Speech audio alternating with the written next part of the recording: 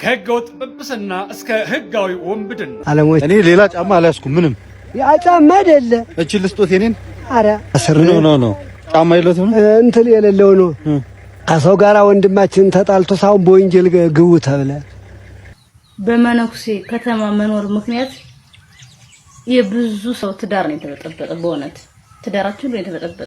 ሰላም ጤና ይስጥልኝ ወገኖቼ እንደምን አላችሁ? እኒህ ሰውዬ ሰሞኑን አንድ አጀንዳ አንስተዋል፣ ሰምታችሁታል በሶሻል ሚዲያ ሲዘዋወር። በስመ አብ ወወልድ ወመንፈስ ቅዱስ አሐዱ አምላክ አሜን። የእግዚአብሔር ቤተሰቦች ውድ ኦርቶዶክሳውያን ሁላችሁም እንዴት ሰነበታችሁ? ውድ የዜና ሰማያት ቲዩብ ተከታታዮች እንዴት አላችሁ? እኔ እግዚአብሔር ይመስገን ክብሩ ይስፋ መድኃኔዓለም የዓለም ሁሉ ንጉስ እግዚአብሔር የተመሰገነ ይሁን ደህና ነኝ። ዛሬ በዚህ ዩቲዩብ እንግዲህ በጣም ልዩና አዲስ የሆኑ ቪዲዮዎችን ይዤላችሁ ቀርብ ያለውኝ። ሁላችሁም ቪዲዮውን ከመጀመራችሁ በፊት ላይክ፣ ሼር እና እንዲሁም ደግሞ አዲስ የሆናችሁ ሰብስክራይብ እንድታደርጉ በኮሜንትም ደግሞ ማስተካከል ያለባቸውንና አንዳንድ ነገሮችን እንድትነግሩን በእግዚአብሔር ስም እናሳስባለን። ቀጥታ ወደ ዕለቱ ቪዲዮ እንሄዳለን።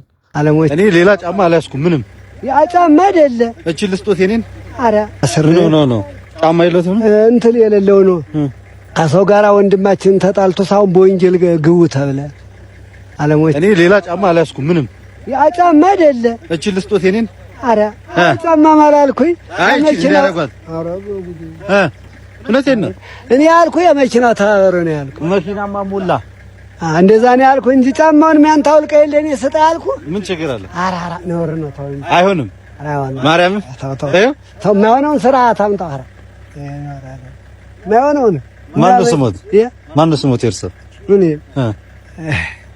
ችሎት ባላን መንገድ ላይ እዚህ ታዲያ ምን እዚህ ጋር ወርደው ነው በምን መጥተው ነው እስከዚህ ድረስ ዝም እንደዚህ ያልኩ ያነከስኩኝ ያዘገሙ አዎ እንደዚህ ያልኩ ነው የመጣው።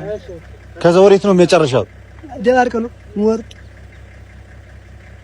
እኛ ደግሞ ወደዛ ነን የምንሄደው እርሶ ወደዚህ ነው ታረለ እኛ ወደዛ ነን እንጂ ዘኖት እንሄድ ነበር እሺ እንደዛ ማካነሽ ሰላም ሁኑ ቻው እሺ ነበር።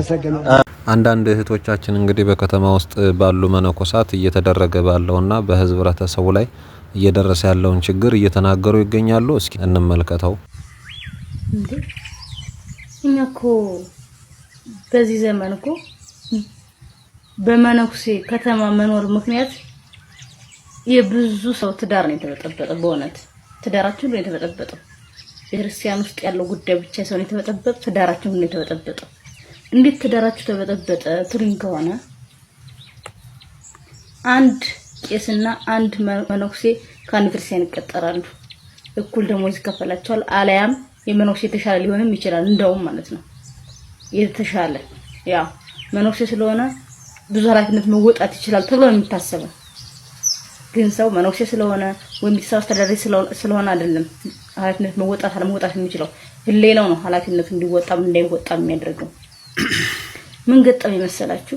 ከዚህ በፊት ወደ 2006 አካባቢ ነው ልጆች የሚያስተዳድሩ ወይ ልጆች ያላቸው ቄስ ነበሩ፣ መነኩሴ ነበሩ።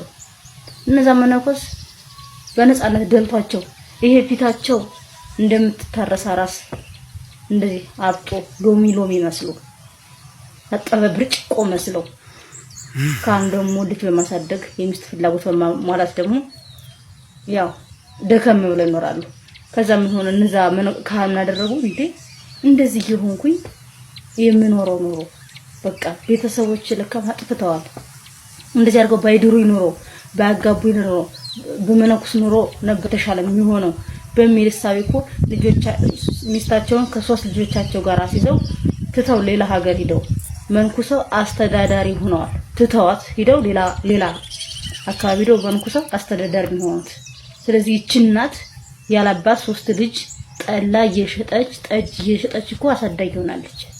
ይሄን ብቻም አይደለም እኔ ብዙ ነገሮች ነው የገጠሙ ብዙ ነገር ተገጥሞኛል። ስለዚህ ባጭሩ ብዙ ታሪክ አለኝ፣ ግን ባጭሩ ትዳራችን ሁሉ በመነኩሴ ምክንያት እየተበጠበጠ ነው። ካህናት ማግባት እንዲፈሩ፣ ዲያቆናት ማግባት እንዲፈሩ፣ መምህራን ማግባት እንዲፈሩ፣ ትዳርን እንዲፈሩ፣ ልጅ ማሳደግ እንዲፈሩ አድርገውብናል መነኮሳት ይሄን ሁሉ ያደረጉብን ምክንያቱም ባለሀብት ሆኖ የሚታየው መነኩሴ ነው በነጻነት የሚኖረው መነኩሴ ነው አምሮበት ወዛ ብሎ የሚኖረው መነኩሴ ነው ጋንጃው እንደዚህ የሚኖረው መነኩሴ ነው የታጠበ ብርጭቆ መስሎ የሚኖረው መነኩሴ ነው እስቲ ካህን ይሁብኝ እስቲ ቄስ ይሁብኝ እስኪ ድርቅ ያሉ ቀበቷቸው ካንጀታቸው የገባ ፊታቸው ጥውልዝ ያለ ወይም ጥብስብስ ያለ ፊት የምታይባቸው ቄሶች ከሆኑ መነኩሴ ከሆኑ እስኪ ይሁብኝ ጥርት ያሉ እንኳን ሴት ልጅ ወንድ ልጅ ልኮ የሚያሳስቱ ናቸው ያውን መነኮሳት ስለዚህ በእውነት እኒን እንደነዚህ አይነት ከተማ ለከተማ እየወደለደሉ የባረት ዳርን ቤት የሚበጠብጡ በቤተክርስቲያን ውስጥም ሆነ ደግሞ መምህራኖቻችን ዲያቆናቶቻችን ቄሶቻችን ለሚበጠብጡብን መነኮሳት እናንተው ራሳችሁ ካህናት ታጥቃችሁ ለራሳችሁ ታስከብሩ ይገባል እላለሁ አመሰግናለሁ እውነታው ይሄ ነው የእግዚአብሔር ቤተሰቦች በያላችሁ በሰላም እግዚአብሔር ይብዛላችሁ እውነታው ይሄ ነው እህቶቻችን እናቶቻችን እንዲሁ ምርር ብሏቸው በልባቸው በውስጣቸው ስለ ቤተክርስቲያን ህልውና ስለ አባቶች ክብር ሲሉ በልባቸው አምቀውት የነበረ ደብቀውት የነበረ ምስጢር ምክንያቱ ብሶት የወለደው ሲበዛ እንግዲህ ግልጹ ተናግረውታል ብዙ በዚህ ላይ መናገር አልችልም አሁን ግን ይሄ ቪዲዮ ወደ እናንተ ሲደርስ ሼር ኮፒ ሊንክ ሪፖስት ያደረጋችሁ ትልልቅ ሚዲያ ወዳላቸው ሰዎች አድርሱልኝ ማለት ወዳለው እህታችን አመሰግናለሁ ወስብሐት ለእግዚአብሔር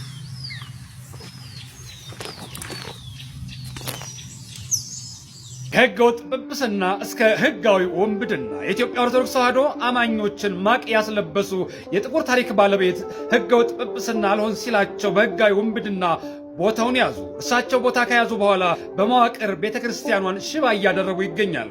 ላብነት ብንጠቅስ ከእርሳቸው ስልጣን በፊት የማህበረ ቅዱሳንን ጥንካሬ ማየት እንችላለን። በቤተክርስቲያን ጉዳይ ቀድሞ የሚደርስ ቀና ያልሆነ መንገድ የሚሄዱ አባቶችን ጭምር የሚሞግት ለኢትዮጵያ ኦርቶዶክስ ተዋሕዶ ቤተክርስቲያን ምሰሶ ከምንላቸው ማህበራት አንዱና ግንባር ቀደሙ ነበረ። ከሲኖዶስ ባልተናነሰ የማህበረ ቅዱሳንን መልእክት ለመስማት የምንናፍቅ ብዙዎች ነበርን። ህዝበ ክርስቲያኑን በማስተባበር ገዳማትን እያገዘ የገጠር ቤተክርስቲያንን ያሰራ ነበረ። በወቅታዊ ጉዳዮች ይሳተፋል።